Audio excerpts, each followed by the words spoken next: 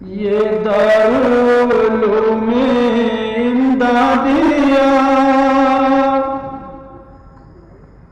ایک اسلامی میں کھانا ہے، میں نوشی یہاں باہوش ہے سب، میں نوشی یہاں باہوش ہے سب، ہر فرزانہ ہے یہ دارالعلوم امدادیہ ایک اسلامی میں کھانا ہے، یہ دارالعلوم امدادیہ ایک اسلامی میں کھانا ہے، میں نوشی یہاں باہوش ہے سب، میں نوشی یہاں باہوش ہے سب، ہر فرزانہ ہے۔ بسم اللہ الرحمن الرحیم، الحمد للہ وکفی وسلام علی عباده الذین اصطفى، اما بعد، اعوذ باللہ من الشیطان الرجیم، بسم اللہ الرحمن الرحیم، من عمل صالحا من ذکر او انثى وهو مؤمن فلنحيينه حیاة طیبہ۔ سبحان ربک رب العزة عما یصفون وسلام علی المرسلین والحمد للہ رب العالمین۔ اللهم صل على سيدنا محمد وعلى آل سيدنا محمد وبارك وسلم۔ اللهم صل على سيدنا محمد وعلى آل سيدنا محمد وبارك وسلم۔ اللهم صل على سيدنا محمد وعلى آل سيدنا محمد وبارك وسلم۔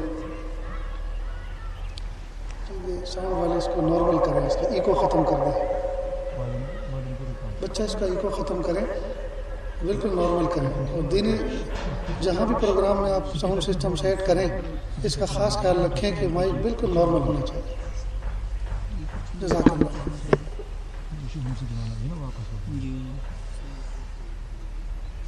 میرے بھائیو، اللہ کا لاکھ لاکھ شکر احسان ہے کہ اللہ رب العزت نے ہمیں دین کی نسبت پر کچھ بات سننے سنانے کے لیے ایک جگہ جمع فرمایا۔ یہ مدارس دینیہ، مکاتب قرآنیہ، یہ اس آسمان کی چھت کے نیچے دین الہی کی حفاظت کی ضمانت ادا کر رہے ہیں۔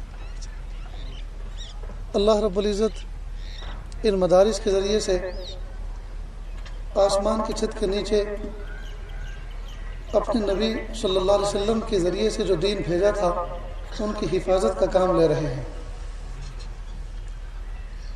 جس ادارے میں ہم بیٹھے ہوئے ہیں، اب سے 2 سال پہلے اسلامی مہینے کی تقریباً انہی تاریخوں میں 1-2 دن آگے پیچھے ہو رہا ہے، اس ادارے کا سنگ بنیاد رکھا گیا تھا۔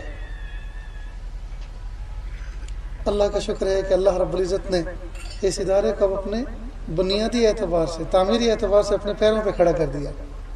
اللہ کرے کہ اس میں اس کی جو روح ہے، اصل جو مقصد ہے، اللہ پاک اس مقصد میں 100% اس کو کامیاب فرمائے، آمین۔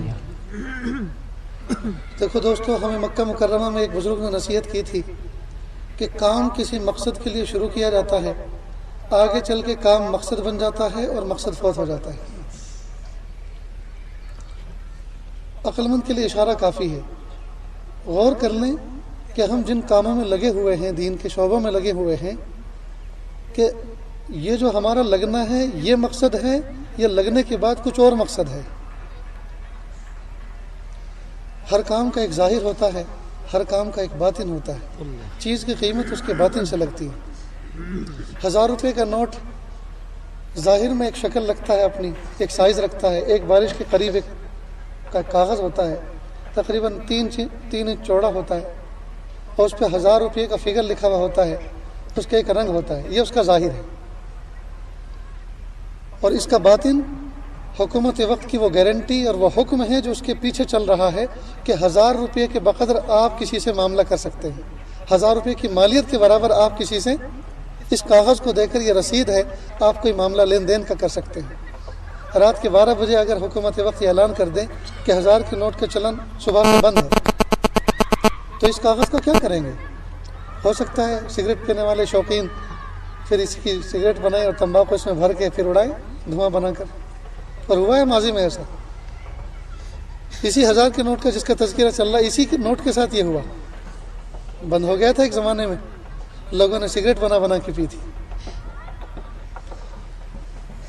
اسی طرح جو دوائیاں ہم کھاتے ہیں تو دوائی کی ایک ظاہری شکل ہے اور ایک اس کا باطن ہے. باطن وہ ہے جو ٹائم لیمٹ ہے اس کے اندر اللہ پاک نے اس میں شفا رکھی ہوئی ہے. ٹائم لیمٹ سے جب آگے وہ بڑھ جاتی ہے تو پھر اللہ پاک نے ایک نظام رکھا ہے اسباب کی دنیا میں کہ اس میں شفا کی تاثیر ختم کر دیتے ہیں اللہ پاک. پھر بجائے اس کے کھانے پر بجائے شفا کے پھر نقصان ہو سکتا ہے. ٹھیک اسی طرح دوستو ہر چیز کا ایک ظاہر ہے، ہر چیز کا باطن ہے.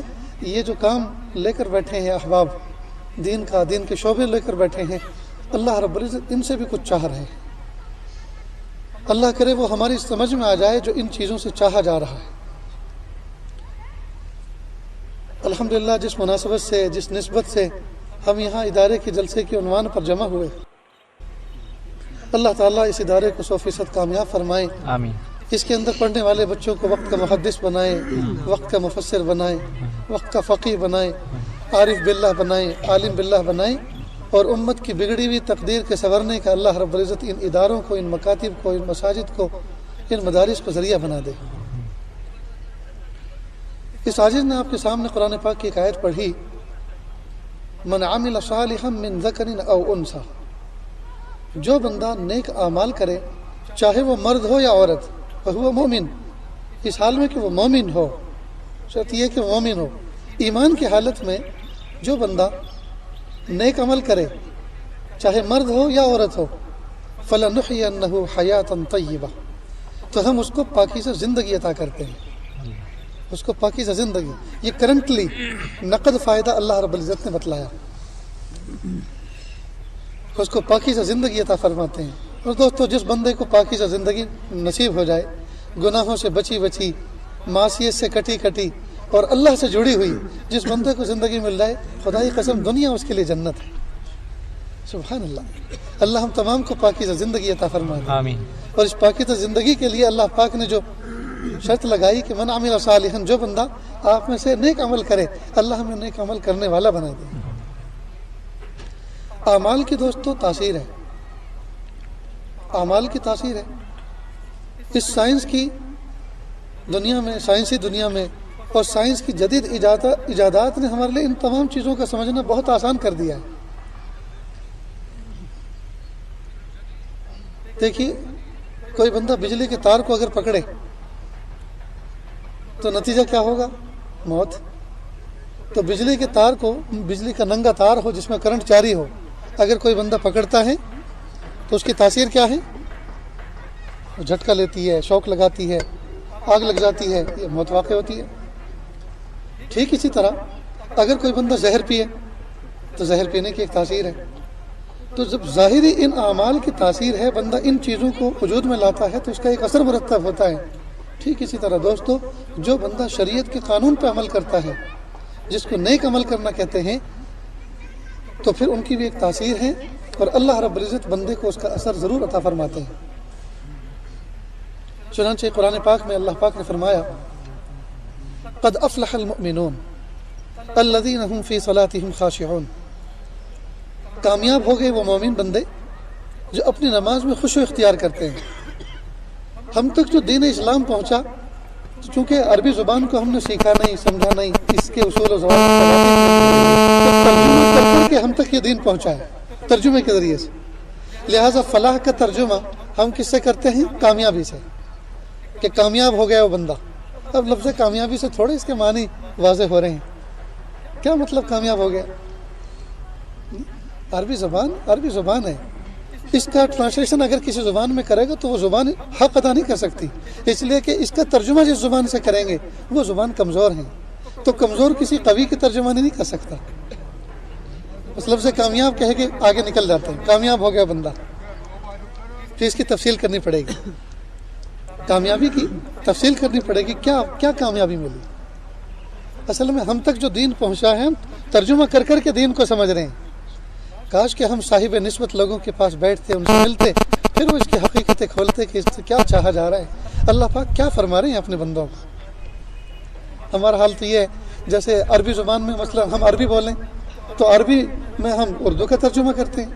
میں نے تقریر کی تو کہتے ہیں فالتو تقریر، میں نے تقریر کی، حالانکہ عربی میں نے تقریر کی اس کا ترجمہ یہ نہیں ہوتا، بس ایک جملہ خطبت، میں نے بیان کیا، میں نے خطبہ دیا، خطبت، بات پوری ہو گئی۔ بڑی جامع زبان ہے۔ اللہ فرما رہے ہیں وہ مومن کامیاب ہو گیا۔ کون کامیاب ہو گیا؟ جو نیک اعمال کرتا ہے۔ تو کیسی کامیابی ملی؟ فرماتے ہیں ایسی کامیابی جس کے بعد کوئی ناکامی نہیں۔ قد افلح، مومن کامیاب ہوا۔ کیسا کامیاب؟ جس کے بعد کوئی ناکامی نہیں۔ کہاں کامیاب ہوا؟ آخرت میں۔ یار ادھار کا سودا کیوں کرتے ہیں ہر وقت کہ نہیں دنیا میں بھی کامیاب ہوا اور آخرت میں بھی کامیاب ہوا۔ اللہ اکبر۔ ایسی کامیابی جس کے بعد ناکامی نہیں، یہ کیسے سمجھیں اس کو مثال سے؟ کوئی بچہ بالغ ہو جائے اس کے بعد کبھی نابالغ ہو سکتا ہے؟ کوئی پھل پکا ہو جائے اس کے بعد کچا ہو سکتا ہے؟ پھل پکا ہونے کے بعد جیسے کچا نہیں ہو سکتا، بالغ ہونے کے بعد بچہ نابالغ نہیں ہو سکتا، ٹھیک اسی طرح سے سبحان اللہ، اللہ جس کو کامیاب فرما دے پھر کبھی ناکام نہیں ہو سکتا۔ اللہ ہمیں ایسی ازلی ابدی کامیابی عطا فرمائے۔ قد افلح المؤمنون الذین هم فی صلاتهم خاشعون، جو بندہ اپنی نمازوں میں خشوع اختیار کرتا ہے، سبحان اللہ۔ تو خشوع اختیار کرنے والے بندے کے لیے جو نمازوں میں خشوع خضوع اختیار کرتا ہے کامیابی کا وعدہ ہے۔ تو عمل کی تاثیر ہوئی نا، اس عمل کی تاثیر ہوئی، اور عمل کی تاثیر ہوئی کہ اللہ پاک نے فلاح کا وعدہ کیا۔ اسی عمل کو اگر کوئی بندہ بگاڑے جی تو پھر اللہ پاک نے ناکامی بھی فرمائی۔ کیا فرمایا؟ فویل للمصلین الذین هم فی صلاتهم کیا ہے؟ الذین هم یراؤون ویمنعون الماعون هم عن صلاتهم ساهون، ہم عن صلاتهم ساہون۔ جی اس مومن کے لیے ہلاکت ہے، بربادی ہے، ہلاکت اور بربادی ہے جو اپنی نمازوں میں گڑبڑیاں کرتا ہے۔ اللہ اکبر۔ معلوم ہوا جو نمازوں کو ٹھیک کرتا ہے، خشوع اور خضوع کے ساتھ ادا کرتا ہے، اس پہ کامیابی کا وعدہ ہے، اور جو اپنی نماز میں گڑبڑی کر رہا ہے اس پر ناکامی کا اعلان ہے۔ تو عمل کی تاثیر ہوئی نا۔ اور دیکھیے آگے اللہ پاک نے ایک جگہ فرمایا الا بذکر اللہ تطمئن القلوب، اے لوگو آگاہ ہو جاؤ، دلوں کا اطمینان و سکون تلاش کرتے پھرتے ہو، یہ تو ہماری یاد میں، دلوں کا اطمینان و سکون ہماری یاد میں، لہذا ہماری یاد کرو تمہیں دل کا سکون اطمینان ملے گا۔ اس کا دوسرا مفہوم کیا نکلا؟ دلوں کی بے چینی اور بے آرامی کس میں ہے؟ غفلت میں ہے۔ جو بندہ غافل رہے گا وہ بے چین رہے گا۔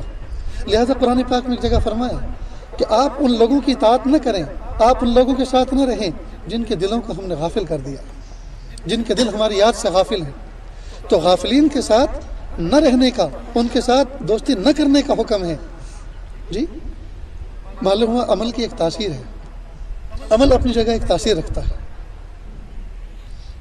اور دیکھیے رمضان المبارک کا مہینہ بھی گزرا ہے، اللہ پاک نے روزے کے بارے میں کیا فرمایا؟ کتب علیکم الصیام کما کتب علی الذین من قبلکم لعلکم تتقون، تم پر روزے فرض کیے گئے، اور اے لوگو تم پریشان مت ہونا، یہ تم سے پہلے کی امتوں کو بھی دیے گئے تھے۔ اور مقصد کیا بیان کیا؟ یہ کیوں دیے جا رہے ہیں؟ لعلکم تتقون، تاکہ تم متقی بن جاؤ، تقوی اختیار کرنے والے بن جاؤ۔ سبحان اللہ۔ جیب میں پیسے پڑے ہوں، مہینے کی آخری تاریخ ہو، کسی فیکٹری میں کسی کارخانے میں بندہ کام کرتا ہو، اور مہینے کی آخری تاریخ پہ تنخواہ ملتی ہے، تو اس دن دوپہر کا کھانا اس کو اچھا نہیں لگتا۔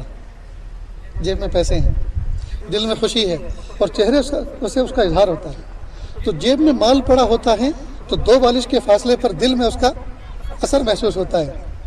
دوستو اللہ پاک نے ہمیں تقویٰ دیا، معرفت دی رمضان مبارک کے مہینے میں، اور ہمیں پتہ نہیں چل رہا، تو کیا مطلب اس کا؟ اس کا مطلب تو یہی نا کہ ملا نہیں، یہی مطلب ہوا نا کہ پھر ملا نہیں، زمانہ ہو گیا روزے رکھتے رکھتے پھر تقویٰ نہیں مل رہا ہمیں۔ لیکن دینے والی ذات اتنی بڑی ہے، اس کی ذات سے یہ بعید معلوم ہوتا ہے کہ وہ نہ دے۔ بھئی ہمارے گھر پہ کوئی بندہ کام کرے، مثلا یہ گھر بن رہا ہے، اللہ عافیت کے ساتھ اس کو بنوا دے، تو دعا کر کے ہم حصہ تو لگا لیں، کچھ دے تو نہیں سکتے، دعا تو دے سکتے ہیں۔ 1 مہینہ ہو گیا بندے کو گھر بناتے بناتے، اب مزدور 1 مہینے سے کام کر رہے ہیں، مہینے کے آخر میں کہتے ہیں دیکھو جی ٹھنڈی اب بڑھ گئی ہے، گھر میں کوئلوں کی بھی ضرورت ہے، بچوں کے فیرن بھی پھٹ گئے ہیں، پچھلے سال سے تقاضا تھا، ابو ہمارے فیرن بدل دو، شیٹا دلوانے ہیں، بھائی آپ ذرا جلدی کریں، 1 مہینہ ہو گیا، 15 دن میں پیمنٹ مل جانا چاہیے تھا۔ تو ہم جیسے گئے گزرے آدمی اپنے مزدور کی یہ بات سن کر اس کو پیسے دینے پہ آمادہ ہو جاتے ہیں کہ بھئی اس نے محنت کی ہے، اس کا حق بنتا ہے کہ ہم اس کو پیسے دیں۔ یہ عاجز بھی اپنے علاقے میں اللہ کا گھر ایک بنا رہا ہے، اللہ عافیت کے ساتھ اس کی تکمیل فرما دے، تو وہاں صبح کو مزدور رکھتے ہیں، شام کو ان کو کچھ دینا ہوتا ہے، اور کئی مرتبہ یہ عاجز سفر پہ دینی نکل جاتا ہے تو پیچھے سے فون آتا ہے، جی وہ ہاتھ پیر دھو کر مزدور لوگ آئے ہیں، ان کو پیسے دینے ہیں۔ کہا انا للہ و انا، ہم تو بھول گئے، بھائی ایسا کرو فلاں فلاں جگہ رکھیں، دیکھو آپ ان کو پیسے ادا کریں۔ تو اگر ہم پیسے نہ دیں تو ہمیں اس بات کا احساس ہوتا ہے، جب کہ ہم گئے گزرے انسان ہیں، کہ بھئی کسی بندے کا حق رکھنا یہ اچھی چیز نہیں ہے۔ تو جب صبح سے شام تک کوئی بندہ ہمارے گھر پہ مزدوری کرے اور ہم اس کو شام کو مزدوری نہ دیتے ہوئے ہمارا دل دکھتا ہے، ہم شان کے خلاف سمجھتے ہیں، اتنا بڑا رب، اتنے سارے بندوں نے 30 دن کے مہینے کے روزے رکھے اور وہ رب کچھ بھی نہ دے، یہ ہو سکتا ہے؟ اس کی ذات سے کچھ امید کی جا سکتی ہے؟ نہیں، ملا تو ہے، یہ تو پکی بات ہے۔ اس لیے ہر وقت یہ ہائے کچھ بھی نہیں، ہائے کچھ بھی نہیں، نہیں، الحمدللہ دینے والی ذات بہت بڑی ہے، وہ سچی ہے، پکی ہے، جی سب سے عظیم ہے، سب سے بڑی ہے، وہ ہمارا خالق ہے، مالک ہے، وہ اپنی عزت اور جلالت کی شان کی قسم کھا کھا کے کہتا ہے کہ میں دوں گا، میں دے رہا ہوں، اور جاؤ بخشے بخشائے اپنے گھروں کو چلے جاؤ۔ یہ سب سنا ہے کہ نہیں آپ لوگوں نے؟ عید کے میدان میں جی یہ سب سنایا جاتا ہے، بتایا جاتا ہے، تو سب کچھ ملا ہے، اس کا مطلب دیا، دینے والے نے دیا، دینے والا پکا اور سچا ہے۔ حکومت کے وعدوں پر یقین کر بیٹھتے ہیں، جبکہ دنیا صبح سے شام تک روزانہ جھوٹ بولا جا رہا ہے، لیکن امید پر تو رہتے ہیں۔ اتنی بڑی ذات ہم سے وعدہ کرے، ہم کو کہے اور وہ نہ دے، یہ کیسے ہو سکتا ہے؟ تو ملا تو ہے۔ یہ الگ بات ہے کہ ہم کو اس کا احساس نہیں ہے، اور یہ عین ممکن ہے، ہوتا ہے، چیز پاس میں ہوتی ہے، بندے کو اس کا احساس بھی نہیں ہوتا۔ جیب میں 1 لاکھ روپے پڑے ہیں، بیمار ہو گئے، اسپتال میں گئے، ڈاکٹر نے کہا جی آپریشن کرنا پڑے گا، آپ آپریشن تھیٹر میں چلیں، 2-4 گھنٹے بے ہوشی کا آپ کو سامنا کرنا ہوگا، بے ہوش کیا جائے گا، اس کے بعد کٹ لگا کے یہ فاسد مادہ ہم نکال دیں گے۔ اب 1 لاکھ روپے تو اس کی جیب میں ہیں، لیکن بے ہوشی کی وجہ سے اس کو پتہ نہیں چل رہا، ادراک نہیں ہے تو صحیح اس کے پاس۔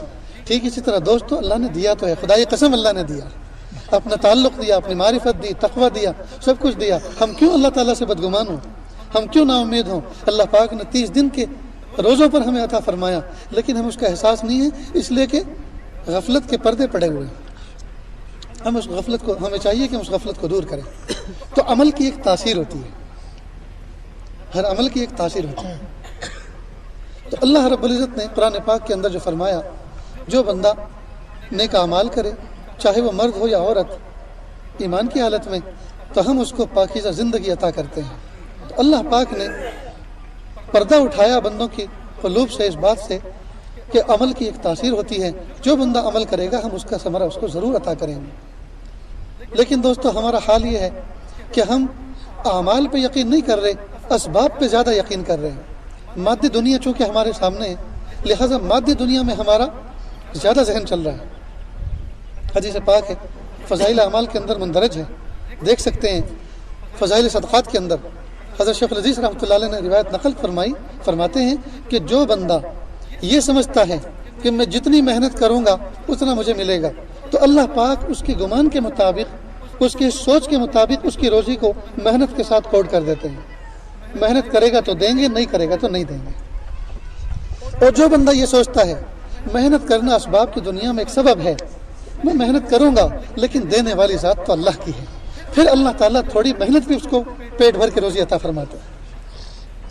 افریقہ کا ایک ملک ہے زامبیا، دن کے 4:30 بجے، تقریباً 3:30 ساڑھے 4 بجے، وہاں کی جو راجدھانی ہے لوساکا، وہاں کے بازاروں میں کرفیو کیسا سما ہوتا ہے، ہو کا عالم، سارے لوگ دروازے دکان پہ تالے لگا کے چلے جاتے ہیں، اور یہ کسی ایک آدھ دن کا واقعہ نہیں۔ زندگیاں بیت گئی ان کو اسی طرح سے. یہ کیا مطلب؟ کیوں کہ بس صبح سے شام تک کما لیا ہم نے, ہمیں اس میں اتنا مل جاتا ہے, جب پیٹ بھر روزی مل جاتی ہے کیا ضرورت ہے دکانیں کھولنے کی. اچھا یہ مزاج کیسے بنا؟ سبحان اللہ, یہ مزاج اس طرح بنا کہ جو حضرات دعوت تبلیغ میں نکلتے تھے اب وہ اللہ کے راستے میں نکل کے ان کا ایک مزاج بنا کہ دوپہر کو آرام کر لیا جائے, قیلولہ کر لیا جائے, نمازیں وقت پر ادا کی جائیں, سارا نظام الاوقات مرتب ہونا چاہیے. لہٰذا جب وہ واپس آئے جماعتوں سے تو انہوں نے ایک ماحول بنایا کہ بھائی صبح کو جلدی اٹھو, تہجد پڑھو, فجر کی نماز پڑھو, ناشتہ کر کے آرام مت کرو, سو مت, سیدھے دکان پر جاب پر اور شاپ پر جاؤ, کام صبح سے شروع کر دو. دوپہر کو 12:30 بجے دکان بند کر کے پھر آؤ, گھر پہ کھانا کھاؤ, ظہر کی نماز پڑھو, تھوڑی دیر قیلولہ کرو, اس کے بعد پھر جاؤ اور عصر کے وقت اذان سے پہلے دکان کو لاک کر کے آ جاؤ. اب مت کھولو, اب دوسرے دن کھلے گی. اب یہ جو بڑے بڑے تاجر تھے, بڑے بڑے بگ بازار والے, سپر بازار والے, اہل ایمان ماشاءاللہ, تو ان لوگوں نے جب یہ نظام کیا تو وہاں کی جو لوکل پبلک تھی, وہاں کے جو کالے لوگ تھے, کالے بھائی افریقن, ان کی چھوٹی چھوٹی دکانیں تھیں. وہ سوچتے تھے کہ یار ہمارے پاس تو کوئی بڑا سودا تو ملتا نہیں, چھوٹی چھوٹی چیزیں ہیں, تو اصل گاہک تو ان کے پاس آتے ہیں اور ضمناً ہماری چیز بھی لے کے جاتے ہیں.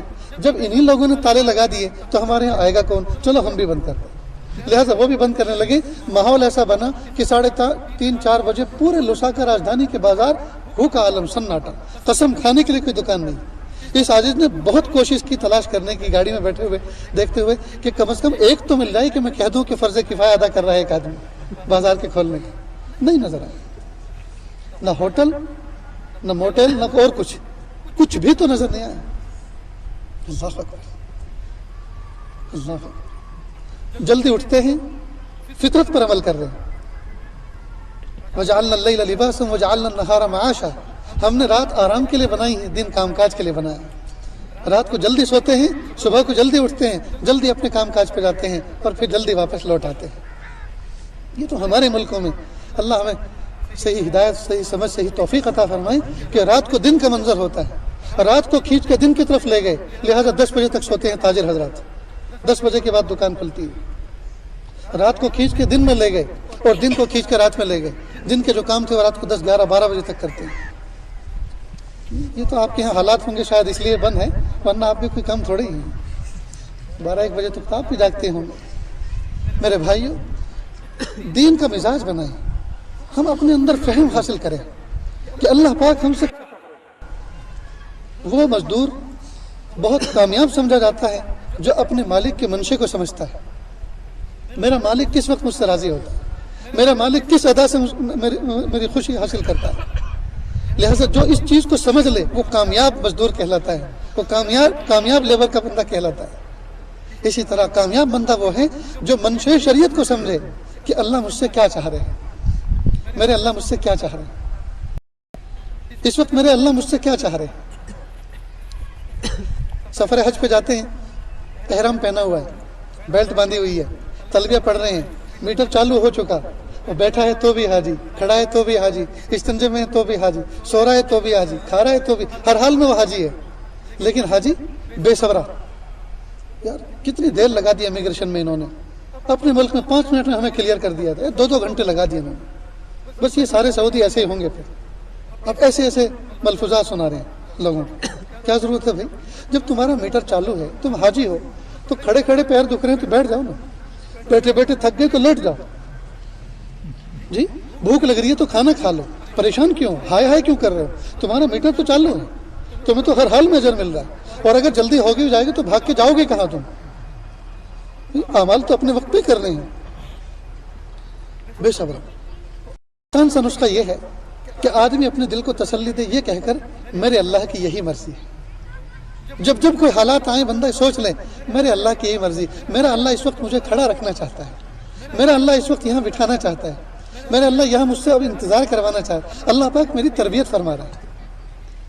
بار بار اپنے دل میں بس اس جملے سے تسلی دے لے, میرے اللہ کی یہی مرضی. جب اس ذات کے حکم کے خلاف پتہ نہیں ہلتا تو دوستو ہمارے کام جو ڈیلے ہو رہے ہیں, ہمارے کاموں میں جو لیٹ اور جلدی ہو رہی ہے, یہ اس کے پیچھے کون کار فرما ہے؟ میرا رب نا. ہمارے رب اس کے پیچھے کار فرمائے تو ہم اس سے آگے بڑھ کے اس کو اوورٹیک کر کے کیوں جا رہے ہیں, اپنی مرضی کے فیصلے کیوں کروا رہے ہیں؟ نہیں. یہ عقدہ کھلتا ہے اللہ والوں کی صحبت میں بیٹھ کر. چنانچہ ایک بزرگ سے کسی نے پوچھا حضرت کیا حال ہے؟ انہوں نے فرمایا اللہ کا شکر ہے 100% حالات میرے فیور میں، جو چاہتا ہوں وہ ہوتا ہے، جو چاہتا ہوں وہ ہوتا ہے جی، جہاں چاہتا ہوں جاتا ہوں، جو چاہتا ہوں کھاتا ہوں، یعنی سارے کے سارے معاملات الحمدللہ 100% میرے فیور. کہا بھائی ایسے کبھی ہو سکتا ہے؟ دنیا تو اس کا نام ہے جہاں بندے کی مرضی کے خلاف ہی کام ہوتے ہیں آدھے سے زیادہ. تو کہ نہیں الحمدللہ میں وہ بندہ ہوں اللہ کا کہ 100% میرے معاملات بالکل میری مرضی کے مطابق ہو رہے ہیں. کہ وہ کیسے؟ لیکن ہمیں بھی بتائیں کوئی نسخہ. تو کہاں بتاتا ہوں. میں نے اپنی مرضی کو اللہ کی مرضی کے ساتھ جوڑ دیا ہے. اپنی مرضی کو اللہ کی مرضی کے ساتھ جوڑ دیا.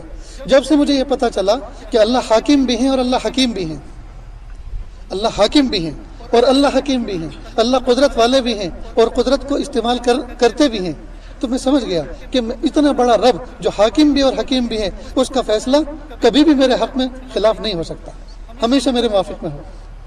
میرے حق میں اللہ پاک ہمیشہ خیر کے فیصلے نازل فرمائیں. بھائی ہم جیسا گنہگار جی پلید قسم کا بندہ اپنے بچے کے حق میں کبھی برا فیصلہ نہیں کرتا جی، تو اتنے بڑے رب اپنے بندوں کے بارے میں کوئی غلط فیصلے کریں گے؟ کہ بس میں نے اپنی مرضی کو اللہ کی مرضی کے ساتھ نتھی کر دیا ہے اور اب سارے کے سارے معاملات میرے فیور میں ہو رہے ہیں. جب کوئی معاملہ آتا ہے تو میں نے اپنی مرضی کو اللہ کی مرضی کے ساتھ جوڑ رکھا ہے. میں سمجھتا ہوں میرا اللہ میرے لیے اس وقت یہ چاہتا ہے.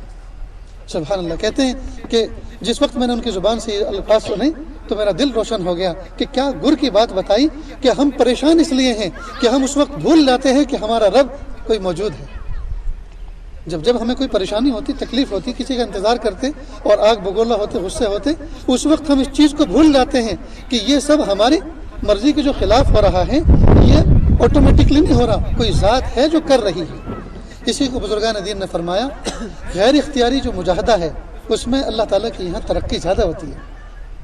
کیا مطلب غیر اختیاری مجاہدہ؟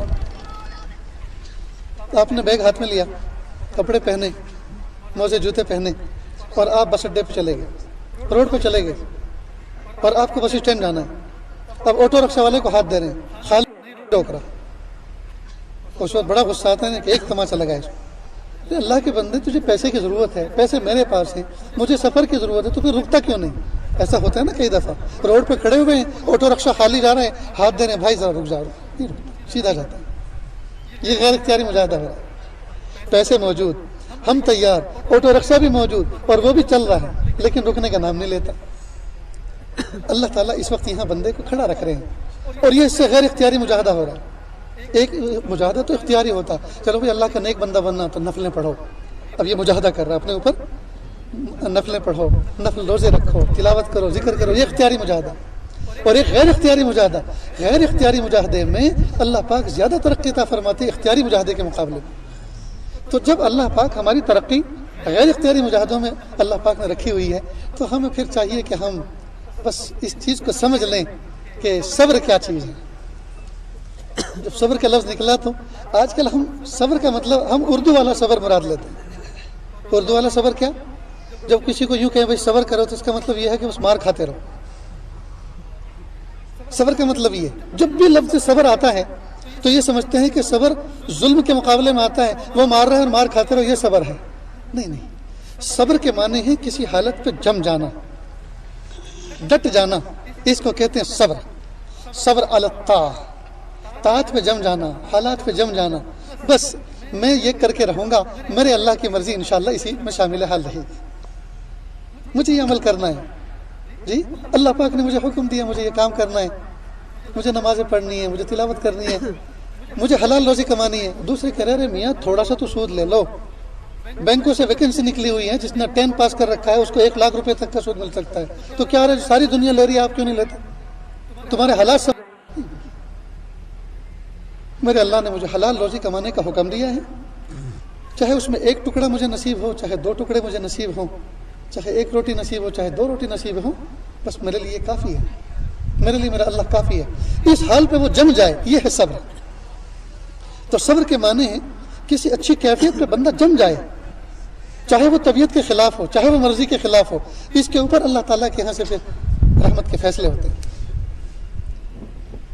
حج میں ایک مرتبہ گئے، ہر سال یہ ہوتا ہے کہ جیسے وہاں امیگریشن والے ہال میں انٹری کرتے ہیں تو سعودی حکومت کی طرف سے چھوٹے چھوٹے پانی کی بوتلیں پیش کی جاتی ہیں اور ایک گولی کہ کوئی وائرل پرابلم نہ کھڑا ہو جائے، اتنے سارے لوگ جمع ہوں گے تو کوئی بیماری شروع نہ ہو، تو ایک گولی دیتے ہیں جو اینٹی بائیوٹک ہوتی ہے تاکہ اس کی حفاظت ہو سکے۔ تو کسی نے پوچھا تو یہ گولی کیسی ہے؟ تو یہ صبر کی گولی ہے، اس کو پیو اور چپ چاپ بیٹھے رہو۔ اب 2-4 گھنٹے لگیں گے کام میں، اب یہ صبر کی گولی ہے، چپ چاپ پی کے اس کو بیٹھ جاؤ۔ اللہ اکبر۔ تو بہرحال دوستو، اعمال کی تاثیر ہوتی ہے، عمل کی تاثیر ہوتی ہے۔ جیسے بندہ آگ جلاتا ہے، آگ جلتی ہے تو آگ کی تاثیر ہے جلانا، آگ اور وہ جلائے نہیں ہو سکتا ہے؟ نہیں، اللہ پاک نے اس میں اثر رکھا ہے، اور وہ اللہ پاک کبھی کبھی اس اثر کو اپنی قدرت سے کھینچتے ہیں، جیسے کہ بہت ساری مثالیں آتش نمرود میں سیدنا ابراہیم علیہ السلام کو کوئی ضرر نہیں ہوا، جی بہت سی مثالیں۔ ابھی آندھرا پردیش کا واقعہ ہے، ساؤتھ انڈیا کا، وہاں کا واقعہ، ایک عورت امید سے تھی، کسی حال سے تھی، حاملہ تھی، ٹرین کے اندر استنجا خانے گئی، بچے کی ولادت ہوئی، اور بچہ ایسا نازک چھوٹا کہ وہ اس میں کو نکل کے نیچے گر گیا ٹرین میں سے۔ اللہ اکبر۔ وہ باہر نکلی اور کہا میرے ساتھ یہ ہوا۔ لوگوں نے چین پولنگ کی، کئی کلومیٹر آگے گاڑی نکل چکی تھی، اس ڈبے کے سارے لوگ نکل کر دوڑ کے بھاگ کے گئے، دیکھا بچہ صحیح سالم میں سانس چل رہا ہے۔ اللہ اکبر کبیرہ۔ تو اللہ تعالیٰ اپنی قدرت کے کرشمے دکھاتے ہیں۔ چنانچہ آگ میں جلانے کی تاثیر ہے، کئی دفعہ اللہ تعالیٰ اس کو بریک کرتے ہیں، وہ نہیں جلاتی۔ چھری میں کاٹنے کی تاثیر ہے، اللہ نے رکھی ہے، اللہ کے حکم سے کاٹتی ہے، اور کئی دفعہ یہ ظاہر فرما دیتے ہیں کہ دیکھو میرے حکم سے ہمیشہ کاٹتی ہے، لیکن آج میرے حکم سے نہیں کاٹ دی۔ تو اعمال کی تاثیر ہے دوستو۔ تو ہمیں چاہیے کہ جب اتنا بڑا رب ہمیں کہہ رہا ہے، زندگی گزارنے کا ہمیں اصول بتا رہا ہے کہ تم اچھے اعمال کرو، اچھے اعمال کرو گے تو ہم تمہیں حیات طیبہ، زندگی میں ہم تمہیں ایسی کامیاب زندگی عطا کریں گے کہ تمہاری دنیا اور آخرت اچھی طرح سمجھ جائے گی۔ تو پھر ہم کرتے کیوں نہیں؟ ہر بندہ پریشان ہے، روزی کے اعتبار سے، حالات کے اعتبار سے، معاملات کے اعتبار سے ہر بندہ پریشان ہے، لیکن پریشانی کا حل گناہوں میں تلاش کر رہا ہے، حالانکہ اس پریشانی کا حل اللہ پاک نے نیکیوں میں رکھا ہے۔ یہ عاجز کہا کرتا ہے کہ ہر بندہ یہ سمجھتا ہے پیسہ ہو چاہے جیسا ہو، پیسہ ہو چاہے جیسا ہو، اور پیسے سے سارے کام سنور جائیں گے۔ خدا کی قسم، پیسوں سے سارے کام کبھی نہیں سنورتے، پیسوں سے، اللہ کے فضل سے سارے کام سنورتے ہیں۔ پیسے سے انسان چشمہ تو خرید سکتا ہے، بینائی تو نہیں خرید سکتا۔ پیسے سے انسان موٹے موٹے گدے تو خرید سکتا ہے، میٹھی میٹھی نیند تو نہیں خرید سکتا۔ پیسے سے انسان دوا تو خرید سکتا ہے، شفا تو نہیں خرید سکتا۔ پیسے سے انسان کتابیں تو خرید سکتا ہے، علم تو نہیں خرید سکتا۔ جی معلوم ہوا پیسے سے بندہ کچھ بھی نہیں کر سکتا، جو کچھ ہوتا ہے اللہ کے فضل سے ہوتا ہے۔ یہ ہمیں جس طرح سے 2 اور 2 4 کا ہمیں یقین ہے، اس بات کا ہمیں ایسا یقین ہونا چاہیے ہمارے دل میں۔ پیسے سے نہیں ہوتا، اللہ کے فضل سے کام۔ نہ جانے کتنے لوگ پیسے ہاتھ میں لیے پھرتے ہیں، لیکن ان کے کام نہیں بنتے، اور بنتے ہیں تو بغیر پیسے کے بنتے ہیں۔ معلوم ہوا کام بنانے والی اور بگاڑنے والی ذات کوئی اور ہے۔ ہمیں چاہیے کہ اسی کے قدموں میں جی اپنا سر رکھ دیں۔ کتنا وقت ہے؟ 10-15 منٹ ہے، ٹھیک ہے۔ اللہ تعالیٰ کہنے سننے سے زیادہ عمل کی توفیق عطا فرمائیں۔ میرے بھائیوں، اکابر مشائخ سارے کے سارے ہر وقت اسی بات کی فکر دلا رہے ہیں، اعمال پہ امت کھڑی ہو جائے، اعمال اپنے حالات کو سدھار لے، حلال پہ آ جائے، حرام سے بچے۔ جی یہ سننا سنانا کب تک ہوتا رہے گا دوستو؟ اب تو یہ عہد کر لو کہ انشاءاللہ آج سے ہمیں عمل میں اس چیز کو لانا ہے۔ نمازوں کی پابندی کرنی ہے، کفریہ باتوں سے اپنے آپ کی حفاظت کرنی ہے، اپنے بچوں کو دین پہ کھڑا کرنا ہے۔ اسی میں ہماری نجات ہے، اسی میں ہماری کامیابی ہے۔ جو خالق کائنات ہمیں کہہ رہا ہے وہ سچ ہے، وہ حق ہے، اسی میں چل کر ہم آگے بڑھیں گے، اسی پہ چل کر ہم آگے بڑھ کر کامیابی حاصل کریں گے۔ اللہ رب العزت عمل کی توفیق عطا فرمائے۔ وآخر دعوانا الحمدللہ رب العالمین۔ دوستو دعا کر لیتے ہیں۔ بسم اللہ الرحمن الرحیم۔ اللہم صلی علی سیدنا محمد وعلی آل سیدنا محمد وبارک وسلم۔ لا احصی ثناء علیک انت کما اثنیت علی نفسک رب اغفر وارحم وانت خیر الراحمین۔ لا الہ الا اللہ الحلیم الکریم سبحان رب العرش العظیم والحمد للہ رب العالمین۔ نسألک موجبات رحمتک وعزائم مغفرتک والغنیمة من كل بر والسلامة من كل اسم۔ لا تدع لنا ذنبا إلا غفرته ولا هما إلا فرجته ولا حاجة هي لك رضا إلا قضيتها يا أرحم الراحمين يا أرحم الراحمين يا أرحم الراحمين۔ میرے مالک، ہم ظاہر میں آپ کے بندے ہیں، حقیقت میں نہایت گندے ہیں، کہ اللہ ہمارے دلوں کی گندگی کو دور فرما، ہمیں اپنی بندگی کا سلیقہ عطا فرما۔ شرمندگی والے کاموں سے ہماری حفاظت فرما، برے دن سے، بری بات سے، بری رات سے، برے انجام سے ہماری حفاظت فرما، سوء خاتمہ سے ہماری حفاظت فرما، آنے والی زندگی کو گزری ہوئی زندگی کا کفارہ بنا۔ پیارے اللہ، غفلتوں میں زندگی گزارتے پھر رہے ہیں، کیا پتہ وہ کپڑا بازار میں بکنے آ چکا ہو جس کو ہمارا کفن بننا منظور ہے۔ یا اللہ، اس وقت کے آنے سے پہلے کہ لوگ ہمیں مرتے وقت کلمہ پڑھائیں، ہمارے سرہانے کھڑے ہو کے سورہ یاسین شریف کی تلاوت کریں، رب کریم اختیار سے ہمیں ذکر و اذکار کرنے، تلاوت کرنے، دھیان سے نماز پڑھنے کی توفیق عطا فرما۔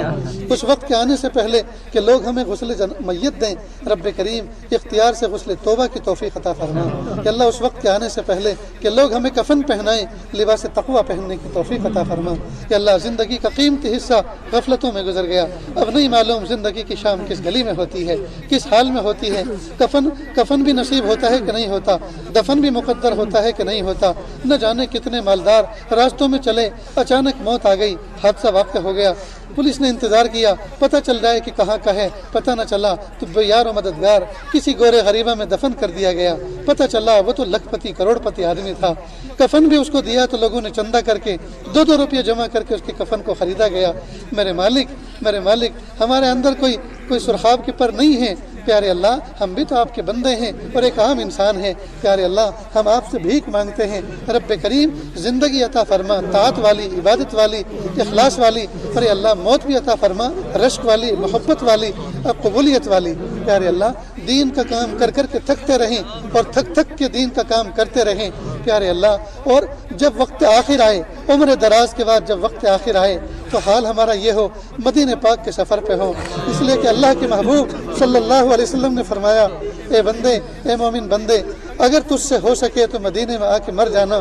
ارے اللہ، مدینہ پاک کا سفر ہو، عمرہ کر چکے ہوں، ظاہری باطنی گناہ صاف ہو چکے ہوں، اعمال درست ہو چکے ہوں، مدینہ پاک کا سفر ہو، حضور پاک صلی اللہ علیہ وسلم کے روزے کی سنہری جالی ہو، جسم کانپ رہا ہو، حضور پاک صلی اللہ علیہ وسلم کا درود پڑھ رہے ہوں، اسی وقت موت کا فرشتہ آئے اور ہماری روح قبض کر لے، پھر لوگ ہمیں اٹھائیں اور پیوند بقیہ غرقت کر دیں، ارے اللہ، پھر حضور پاک صلی اللہ علیہ وسلم کے ساتھ ہمارا وہاں سے حشر ہو اور میدان محشر میں پہنچیں اور دین کا کام کر کر کے ہم ایسے تھکے ہوئے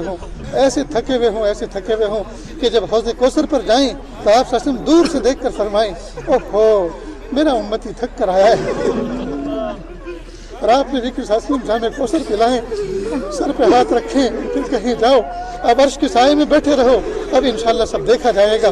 ارے اللہ مہربانی فرما دیجیے، اللہ میں ایسی رشک موت عطا فرما دیجیے، اللہ مہربانی کا معاملہ فرما دیجیے، عافیت کا معاملہ فرما دیجیے۔ ارے اللہ، جو زندگی گزری ہے اب ہمیں نہیں پتا، جو زندگی کے دن بچے ہیں وہ تھوڑے ہیں یا جو گزر گئے وہ زیادہ تھے، یا اللہ لگتا تو یہی ہے، جو زندگی کے دن گزرے ہیں وہ زیادہ تھے اور جو بچے ہیں وہ کم رہ گئے ہیں، اور تھوڑے دنوں میں کہ اللہ تلافی معافات بھی کرنی ہے، حفظ ما تقدم بھی کرنا ہے، کہ اللہ بہت ہی مشکل نظر آتا ہے، کہ اللہ آپ سے کہ اللہ دست بستہ ہم درخواست کرتے ہیں کہ اللہ مان جائیے، آپ قبول فرما لیجیے، ہمارے گناہوں کو نیکیوں سے بدل دیجیے، ہمارے گناہوں کو نیکیوں سے بدل دیجیے، کہ اللہ شام ہونے جا رہی ہے، کہ اللہ مغرب کا وقت ہے، کہ اللہ دن کے فرشتے اب بدل رہے ہیں، دن کے فرشتے جا رہے ہیں اور رات کے فرشتے آنے والے آ رہے ہوں گے۔ میرے مالک، آپ جس طرح سے اب کائنات میں ایک بہت بڑا انقلاب ہونے جا رہا ہے کہ اجلا دن اب تاریکی میں غرق ہو جائے گا، اجلا دن پیارے اللہ اب ختم ہوگا، اب اندھیری رات آئے گی، رب کریم اس اندھیری رات میں ہماری زندگیوں کی چراغ کو جگمگا دیجیے، ہمارے دلوں کو روشن فرما دیجیے، کہ اللہ جس طرح سے آپ اتنا بڑا انقلاب برپا کر رہے ہیں اس وقت کائنات میں، یا اللہ ہماری زندگی میں بھی طاعت بڑا انقلاب برپا کر دیجیے، مہربانی فرما دیجیے، عافیت کا معاملہ فرما دیجیے۔ اللہ جی، ہم آپ سے بھیک مانگ رہے ہیں کہ اللہ ہم آپ کے در کے پرانے بھیکاری ہیں، کہ اللہ رمضان مبارک کے مہینے میں جب ہمارے گھروں پر فقیر آتے ہیں اور بچوں سے پوچھتے دیکھو بیٹا کس نے دستک دی، کس نے صدا لگائی، تو بچے کہتے ہیں ابو وہ بہت پرانا فقیر جو ہر سال آیا کرتا ہے وہی آیا ہے، تو فوراً کہتے ہیں ارے بیٹا جاؤ اس کو تو دو، وہ تو ہمارا بہت پرانا فقیر ہے، ابا دادا کے زمانے سے آیا کرتا ہے۔ پیارے اللہ، جب پرانے فقیر کا ہم جیسے کمزور خیال کر لیتے ہیں تو ہم بھی تو آپ کے در کے پرانے فقیر ہیں، ہم بھی تو آپ کے در کے پرانے بھیکاری ہیں، کہ اللہ آسمان کے وہ فرشتے جن دروازوں سے ہماری دعائیں آپ کے پاس جایا کرتی ہیں وہ بھی گواہ ہیں، ہم آپ ہی سے مانگنے کا کام کرتے ہیں، آپ ہی سے مانگتے ہیں۔ ہمارے وہ فرشتے جو ہمارے کندھوں پر آپ نے مسلط کیے ہیں رب کریم وہ جانتے ہیں، ہم آپ ہی سے ہمیشہ سوال کرتے ہیں پیارے اللہ آپ ہمارے پرانے پن کا خیال کر لیجئے۔ کوئی آدمی کسی کا رشتہ دار ہو اور زمانے سے رشتہ دار ہو اور شادی بیاہ کے موقع پر آیا ہو تو فوراً ہم اپنے بچوں کو کہتے ہیں بیٹا دیکھو وہ ہمارے بہت پرانے رشتہ دار ہیں، دیکھو دور بیٹھے ہیں ان کو قریب بلاؤ، دیکھو بیٹا بھوکے ہیں ان کو کھانا کھلاؤ، دیکھو بیٹا انہوں نے پانی نہیں پیا ان کو پانی پلاؤ۔ پیارے اللہ ہم اپنے پرانوں کا خیال کرتے ہیں، اللہ اب بھی اپنے پرانے بندوں کا خیال کر لیجیے، اللہ پرانے بندوں کا خیال کر لیجیے۔ میرے مالک ہمارے ہر عضو نے غداری کر رکھی ہے، ہمارے ہر عضو نے گناہ کر رکھے ہیں۔ میرے مالک ایک عضو ایسا بھی ہے کہ جس نے ہمیشہ وفاداری کا معاملہ کیا کہ اللہ اسی کے طفیل سارے اعضاء کو بخش دیجئے، سب کو بخش دیجئے کہ اللہ یہ ہماری پیشانی جب سے ہم پیدا ہوئے ہیں کہ اللہ ہمیں یاد نہیں ہے ہم نے باہوش و حواس آپ کے در کے علاوہ کسی مخلوق کے سامنے جھکائی ہو۔ پیارے اللہ ہم اس کو واسطہ بنا کر آپ کے سامنے پیش کرتے ہیں کہ اللہ آپ ہمیں معاف کر دیجئے، پیارے اللہ آپ ہمیں معاف کر دیجئے، رب کریم آپ ہمیں معاف کر دیجئے کہ اللہ ٹھنڈی کا موسم ہے کہ اللہ شام کا وقت ہے، آپ کے کمزور بندے آپ کے سامنے ہاتھ اٹھائے ہوئے ہیں، معصوم بچے بھی ہاتھ اٹھائے ہوئے ہیں، ضعفاء بھی اٹھائے ہوئے ہیں، جوان بھی اٹھائے ہوئے ہیں، گرم خون بھی جوش مار رہا ہے کہ اللہ صلاح بیٹھے ہوئے ہیں کہ اللہ کسی کے ہاتھ تو آپ کو اچھے لگ رہے ہوں گے کہ اللہ اسی کے طفیل آپ ہماری مغفرت فرما دیجئے، مہربانی کا معاملہ فرما دیجئے، عافیت کا معاملہ فرما دیجئے کہ اللہ ٹھنڈی آ چکی ہے کہ اللہ نہ جانے کتنے یتیم اور کتنے مسکین ایسے بچے ہوں گے جن کے گھروں میں ٹھنڈی کا پورا وافر کپڑا نہیں ہوگا کہ اللہ نہ جانے کتنے ایسے کمزور گھر ہوں گے جن کے یہاں پورا انتظام نہیں ہوگا ٹھنڈی سے دفاع کا۔ پیارے اللہ کتنے ایسے بچے ہوں گے جن کے باپ پچھلے سال زندہ تھے آج آپ کی رحمت میں چلے گئے، وہ یتیم ہو گئے، اب وہ اسکول جاتے ہوں گے، مدرسے جاتے ہوں گے، پھٹے ہوئے کپڑے ہوں گے، پیروں میں پتہ نہیں موزے ہوں گے کہ نہیں ہوں گے اور چپل ہوں گی، ٹھنڈی لگتی ہوگی۔ پیارے اللہ جب وہ بچہ اپنی ماں سے کہتا ہوگا امی مجھے جوتے دلوا دو تو ماں کہتی ہوگی بیٹا جو باپ دلوانے والا تھا وہ تو دنیا سے رخصت ہو گیا، اب میں کہاں سے تجھے دلواؤں، اور ماں سینے سے لگا کے پھوٹ کے روتی ہوگی۔ پیارے اللہ ایسے غریب بچوں کی مدد کرنا اگر آپ کو پسند ہے، یقیناً آپ کو پسند ہے، امت کے امیروں کے دل میں الہام کر دیجئے وہ ایسے غریبوں کے بچوں کی مدد کرنے کے لیے تیار ہو جائیں کہ اللہ رحمت کا معاملہ فرما دیجئے، عافیت کا معاملہ فرما دیجئے۔ پیارے اللہ ہم ناپے تولے جانے کے قابل نہیں ہیں کہ اللہ ہم کمزور ہیں کہ اللہ آپ کمزوروں کو تو دنیا والے بھی خیال کرتے ہیں۔ پیارے اللہ آپ مہربانی کا معاملہ فرما دیجئے۔ ہم نے دیکھا کوئی ظالم و جابر راستے پہ چل رہا ہو اور کوئی کمزور و نحیف کوئی بوڑھا راستہ کراس کرنا چاہتا ہو تو وہ ظالم و جابر ہاتھ پکڑ کے اس بوڑھے کو کنارے پہنچا دیتا ہے۔ پیارے اللہ دنیا کا ظالم و جابر کمزور پر ترس کھاتا ہے، یا اللہ آپ تو رحمان الرحیم ہیں، ارحم الراحمین ہیں، اللہ آپ ہم کمزوروں پر خیال فرما لیجیے۔ اللہ ہم نے دیکھا کہ کئی مرتبہ نابینا کسی چوراہے پہ کھڑا ہوتا ہے اور چوراہے پہ کھڑا ہو کر اسی پولیس والے کو کہتا ہے بھائی مجھے کنارے پہنچا دو میں نابینا ہوں، تو پولیس والا آن ڈیوٹی ہوتا ہے، ٹریفک کنٹرول کرتا ہے، وہ اپنی جگہ کو چھوڑ کر اس کا ہاتھ پکڑ کے اور ٹریفک کو جام کر کے اس تنہ اس فرد کو پار لگاتا ہے۔ رب کریم ہم بھی تو یقین کے اعتبار سے نابینا ہو چکے ہیں، یا اللہ آپ ہماری منزل کہ اللہ ہم بھی تو اندھے ہو چکے ہیں یقین اعمال کے اعتبار سے کہ اللہ آپ ہمیں بھی ٹھکانے لگا دیجئے اور ہمارا ٹھکانہ جنت ہے کہ اللہ عافیت کے ساتھ ہماری منزل کا ہمیں پتہ دے دیجئے، رحمت کا معاملہ فرما دیجئے۔ چھوٹے اسکول کے بچوں کو دیکھا اسکول سے چھٹی ہوتی ہے، سڑک پار کرنی ہوتی ہے تو راہ چلتے ہوئے کسی بڑے کو کہتے ہیں انکل مجھے راستہ پار کرا دو، تو کوئی بھی آدمی اپنے کام کو چھوڑ کر اس بچے کا ہاتھ پکڑ کے راستہ پار کرا دیتا ہے۔ پیارے اللہ ہم آپ سے درخواست کرتے ہیں کہ اللہ دنیا کا وہ راستہ جو آپ کے قرب تک پہنچاتا ہے ہم کو، راستے میں نفس و شیطان کھڑے ہوئے ہیں کہ اللہ پار لگا دیجئے، ہاتھ پکڑ کے پار لگا دیجئے، دستگیری فرما دیجئے کہ اللہ اپنے بلبوتے پہ ہم نہیں پہنچ سکتے، آپ کے فضل سے ضرور پہنچ جائیں گے، اپنا فضل شامل حال فرما دیجئے کہ اللہ اس ادارے کو دن دونی رات چوگنی ترقی عطا فرما، پڑھنے والوں کو قبول فرما، پڑھانے والوں کو قبول فرما، جو اس کو محبت کی نظر سے دیکھے ان کی مغفرت فرما کہ اللہ جو رات دن محنت کر رہے ہیں ان کی مغفرت فرما کہ اللہ ادارے کے ذمہ دار کے ساتھ جو لوگ لگے ہوئے ہیں محبتوں کے ساتھ کہ اللہ ان کی زندگیوں میں دن دونی رات چوگنی ترقی عطا فرما کہ اللہ مدارس دینیہ، مکاتب قرآنیہ، مساجد اسلامیہ اور وہ خانقاہیں جہاں اللہ سکھائی جاتی ہے دعوت و تبلیغ کے کام کی پوری حفاظت فرما، اقامت دین کے لیے جتنی کوششیں ہو رہی ہیں کہ اللہ سب کو قبول فرما کہ اللہ عافیت کا معاملہ فرما کہ اللہ ہمارے دلوں کے اندر نہ جانے کیسی نیک تمنائیں ہیں یہ بہت سی تمنائیں تو ایسی ہیں جن کو مخلوق کے سامنے کہتے ہوئے شرم آتی ہیں۔ رب کریم آپ دلوں کے حالات سے واقف ہیں، پوری فرما دیجئے۔ اللہ کتنے جوان بچے ہیں یا اللہ شادی کی متمنی ہیں، نکاح کی متمنی ہیں، تقاضے ہیں، لیکن نہیں کر پاتے، یا امیروں نے ایسے ایسے چوچلے کھڑے کر دیے ہیں، غریبوں کے لیے نکاح کرنا مشکل کر دیا ہے۔ پیارے اللہ سادگی اور سنت و شریعت کے مطابق نکاح کرنا آسان فرما دیجئے۔ کہ اللہ جن بچوں کے نکاح ہو چکے ہیں ان کو حقیقی ازدواجی زندگی کی لذت عطا فرما دیجئے۔ جن میں ابھی تک دلی مناسبت نہیں ہوئی کہ اللہ مناسبت پیدا فرما دیجئے۔ اللہ شادی ہوئے جن کو زمانہ گزر چکا، نکاح ہوئے دن گزر چکے، اولاد سے محرومی ہے، کہ اللہ ان کو نیک صالح اولاد عطا فرما دیجئے۔ کہ اللہ جو حج پہ جا رہے ہیں کہ اللہ آفس سے ان کے حج پہ جانا آسان فرمائیے، اور اس حج کو امت کی تقدیر کے سنورنے کا ذریعہ بنا دیجئے۔ ہمارے تینوں حرمین شریفین کی حفاظت فرمائیے۔ کہ اللہ جو مانگا عطا فرما دیجئے، جو مانگنے سے رہ گا وہ بھی دے دیجئے۔ وصلی اللہ تعالی علی خیر خلقہ محمد و آلہ و اصحابہ اجمعین برحمتک یا ارحم الراحمین۔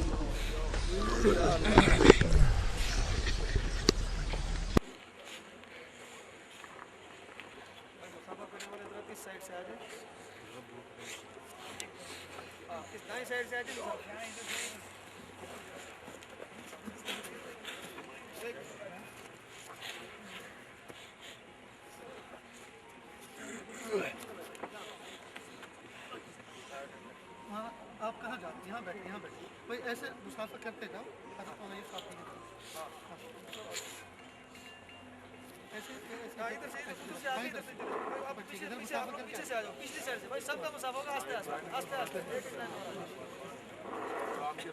ضروری اعلان سن لیں۔ حضرت مولانا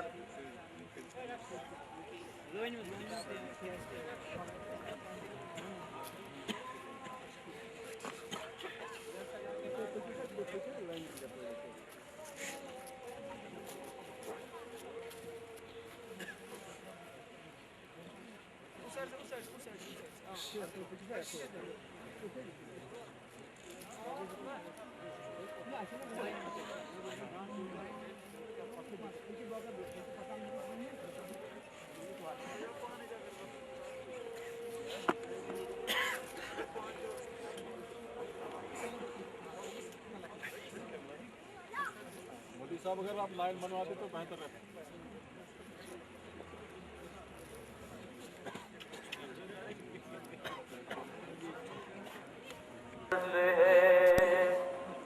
سر اپنا خود ہی ہم کر دے خدا کریم، جسے تو چاہے مسرت دے شادمانی دے، جسے تو چاہے، جسے تو چاہے مسرت دے شادمانی دے، ہے اختیار تجھے وقت رنج غم کر دے، ہے اختیار تجھے وقت رنج غم کر دے خدا کریم۔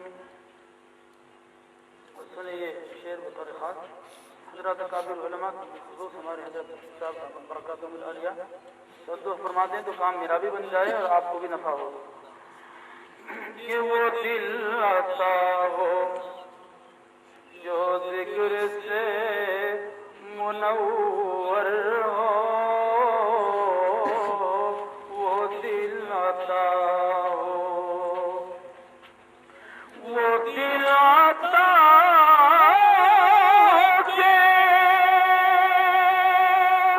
جو ذکر سے منور ہو، وہ آنکھ دے جو پلک آنسوں سے نم کر دے، وہ آنکھ دے جو پلک آنسوں سے نم کر دے، وہ دل عطا ہو۔ دعا کی جاتی ہے تو باری تعالیٰ کی طرف سے قبولیت کی صنعت تو ضرور ہوتی ہے، لیکن ارادہ شرط ہے، اور ارادہ کو بھی عملی جامہ پہنانا، جیسا کہ حضرت صاحب دامت برکاتہ العالیہ بھی ارشاد فرما رہے تھے۔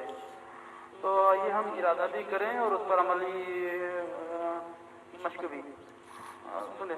وہ دل آتا ہے جو ذکر سے منور ہو، وہ آنکھ دے جو پلک آنسوؤں سے نم کر دے، وہ آنکھ دے جو۔ آئیے میرا ساتھ دیں آپ۔ لا الہ الا اللہ، لا الہ الا اللہ، لا الہ الا اللہ، لا الہ الا اللہ۔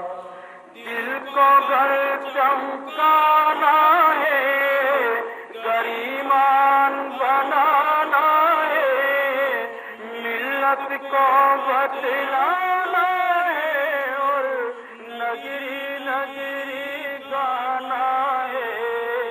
لا الہ الا اللہ، لا الہ الا اللہ، لا الہ الا اللہ، لا الہ الا اللہ۔ گلیوں میں چوباروں میں، اجور بازاروں میں، شام و سر اور رات دن، ہر دم یہی کلمہ گن۔ لا الہ الا اللہ، لا الہ الا اللہ، لا الہ الا اللہ، لا الہ الا اللہ۔ وحدت کے میخانوں میں، رندوں میں، پیمانوں میں، اور مرشد کے دیوانوں میں، اور دھن ہے یہی مستانوں میں۔ لا الہ الا اللہ، لا الہ الا اللہ، لا الہ الا اللہ، لا الہ الا اللہ۔ پروازوں سیاروں میں، پروازوں سیاروں میں، چھوٹے بڑے سیاروں میں، سورج چاند ستاروں میں، اور قدرت کے نظاروں میں۔ لا الہ الا اللہ، لا الہ الا اللہ، لا الہ الا اللہ، لا الہ الا اللہ۔ وحدت کے میخانوں میں، رندوں میں، پیمانوں میں، مرشد کے دیوانوں میں، اور دھن ہے یہی مستانوں میں۔ لا الہ الا اللہ، لا الہ الا اللہ، لا الہ الا اللہ، لا الہ الا اللہ۔ لفظوں کی تاثیر میں ہے، وعظ میں اور تقریر میں ہے، ہر شے کی تنویر میں ہے، اور تو حسن کشمیر میں ہے۔ لا الہ الا